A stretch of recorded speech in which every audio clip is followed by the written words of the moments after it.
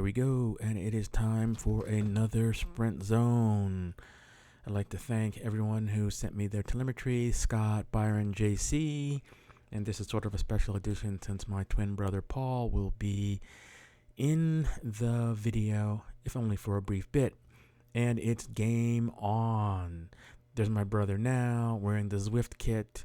There's a good shot of him. Let me just pause that. So there he is from Pennsylvania sea level, and he's riding my blue today, and let's rock and roll. Looking rearward, we can see Scott behind me, and of course, as always, I like to thank him for his footage. You can see in the upper right hand corner, there I am with the Teletubby camera on my head as I move forward. My brother chose not to follow me at this time. This is always a dangerous period because you don't want to be gapped off by people, and you need to be near the front. And people were starting to get organized. Looking rearward there, Curtis wants no part of being close to the front. I don't know what is up with that, as he is a pretty strong rider. Wolfgang keeping an honest tempo here, and Marcelo quickly in tow with myself. And you can see on Scott's camera where you've got Daniel back there slowly closing the gap to us, as the three of us are off the front with a small but reasonable gap. Daniel pulling everybody forward as Scott rides coattails on this one. Very savvy, and JC riding coattails and looking at everyone's power. Still, right now, 30-second power for almost everybody. They're within probably 15 watts of each other. Impressive. And now Marcelo goes to the front, and I like this. Here's a guy who's not afraid to put himself under the wind and be at the pointy end of the stick where others are just reserving their strength for trying to hang on, or maybe for attacks. There are strong men back there. We've got Byron, we've got JC, we've got Scott. These are danger men, not to mention Wolfgang sitting in second spot.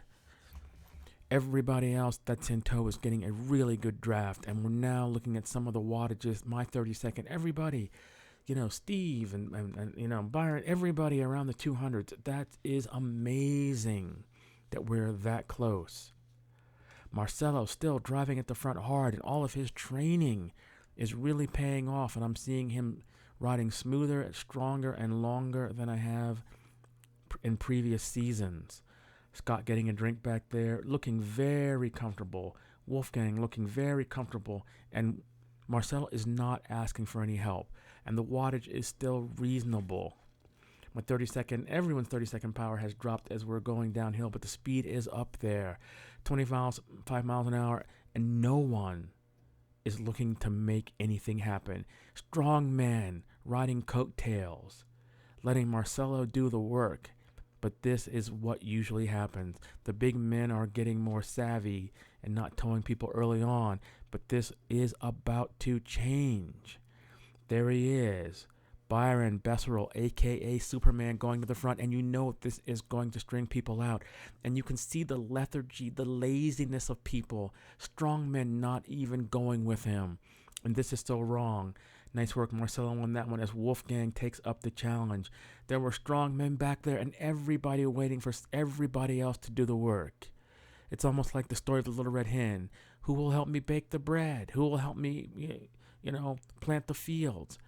But in the end, in the sprint, everybody's ready if they're there. Byron still has a nice little gap here, and Wolfgang standing up, and I strained to go with him.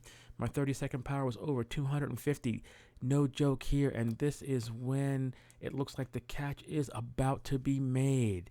Nice work for Wolfgang on that one as he brings back the big man, allowing others to ride coattails. And it looks like there's no selection, that everybody's there.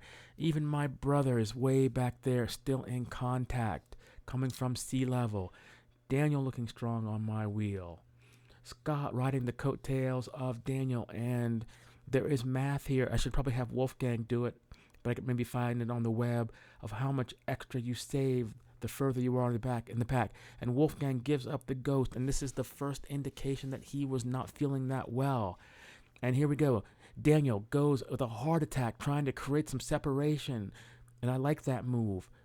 It's going to help create a selection and allow people, if they can hold the breakaway, I am sliding back, and there's a good shot of my brother back there, right next to Ilka, who is closing that gap. She is, of course, on her knife in the middle of a gunfight. If she just had faster wheels, she would be there. Anyway, the separation is there.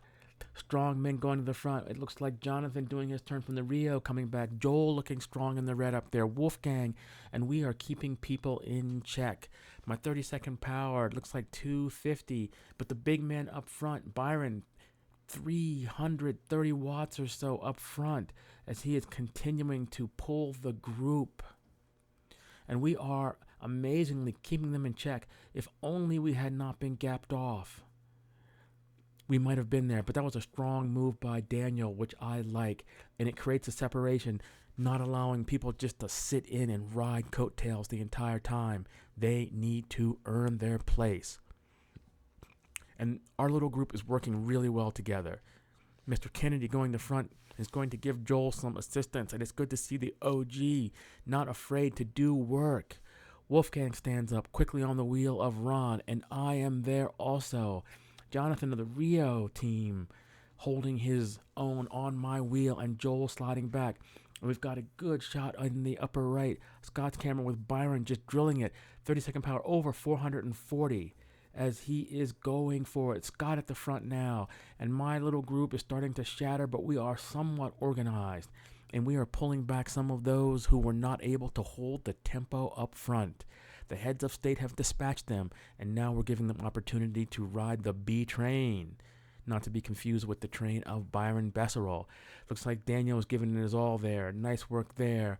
And it looks like we are reeling in Danny, riding dangerously close to the yellow line, which I always say is like, well, I probably would have slid back on the right-hand side, but no cars, no harm, no foul. But we always want to keep in mind, be to the right if there's no need to be in the center of the road. Nice work from Mr. Kennedy there, and Wolfgang taking over. And now we are a nicely well-oiled, organized group. Sliding back through, we see Ron making some recovery there with that arrow helmet. Wolfgang still pushing really hard into the wind. But I can tell he is not his usual self here, as he would be with the selection. But he is back here still holding his own. Nice little group, and looking rearward, everybody has been dispatched. A nice gap here, and it looks like we're going to be fighting for maybe 4th place or so.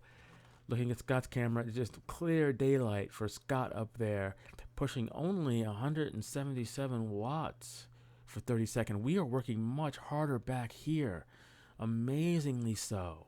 If only we had made the break. And now I'm taking over with our little posse, and it is a nice echelon. Working hard, and Joel coming to the front to give me some respite. And we look at the FCC team member Danny, who was able to recover from the first selection and make our tiny posse, and things are looking good for us. I guess we could fight it out amongst ourselves, but at this point I am just happy to hang on, and this is really nice. The gold Cervelo, a little opulent there, but it looks good, and perhaps it has given Wolfgang extra strength this season, as the coefficient of drag of that thing is probably less than almost anybody in this group. Everybody working hard. There's no place to hide here, and it looks like Wolfgang is going for it, slowly going off the front, and let's see if we can keep him in check. And Mr. Kennedy quick on the wheel, and I on Ron's wheel. Looking at the big man up front, we can see it is JC way up front with the big man. Looks like he is on the wheel of Byron. And their wattage is high. Byron with 300 watts. JC at 260 sitting in. And now JC makes the attack. Pushing hard there. Going for it. And now our little group is back here struggling. And you can see it looks like JC is going over the top. And no one can match him. Scott is trying. His power looks good. But it is not enough for the slippery man up front. And he is walking away from everybody. Amazing. Amazing. Interesting. I expected his power to be higher, so I'm not quite certain what is up with that. But c'est la vie. That's the way the cookie crumbles. And our little group still bringing people back. Mr. Kennedy working hard here, and we have Byron in our sights. If we could bring back the big man, this would mean some some accomplishment here, something to pull back from this failed effort of making the big selection. But Byron sees that and throws a little log on the fire here. 350 watts. Amazing. And he holds us off. Our little group still together. Danny holding on there. And this week, he is definitely cognizant of the yellow line and does not want to raise the ire of the ride leader. Yeah, at this point, we're ready to crest the top. Joel makes a nice little push over the top. Wolfgang in tow. I'm happy to be here. My 30-second power over 300, which is higher than everybody else's. I don't know what that is. Is it the bike? I'm not on the fast bike, so I don't know. Really interesting numbers there. In any case, a good time was had by all. Until next time, peace out. But this was a good one. I enjoyed this. Nice that Daniel made that attack to solidify the break that Byron had started. This is what I'm talking about. Tactics, strategy, suffering. That's what we're looking for. And I'd like to give a shout out to Scott, thanking him, of course, for his video, but he's made his debut at the TTH, and he is enjoying the world of pain up there. I am certain that the extra training he's going to get is going to even make him a more formidable opponent here, and hopefully next year we will see him join in some official racing, bringing honor to both TTH and TFR. Until next time, peace out, everybody.